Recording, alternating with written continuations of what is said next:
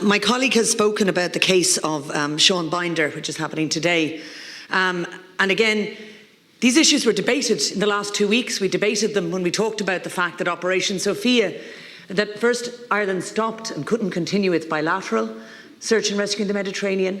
Then we joined Operation Sophia. Then Operation Sophia stopped doing search and rescue, as we warned they would, because that's what Minister Keogh told us they would do, that the priority would become security rather than humanitarian.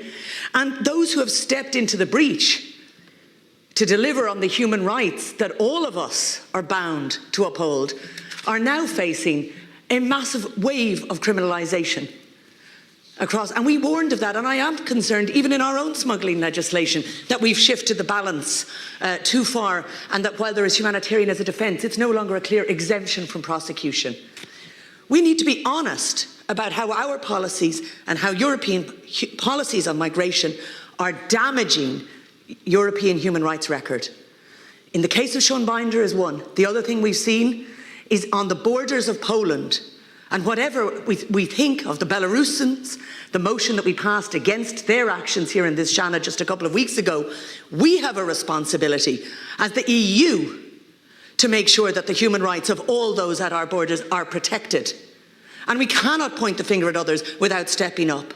It's not enough that we are letting people die in the Mediterranean, die on the border with Poland, and that we criminalise those who take action to fulfil what we would hope Europe needs to decide, and, for example, that we compromise on human rights in the immigration control agreements we have with Turkey, where Omar Suleiman has now been arrested, and Europe has softened its cough on human rights breaches against even such global figures as that amazing musician, because we have an immigration control deal with Turkey.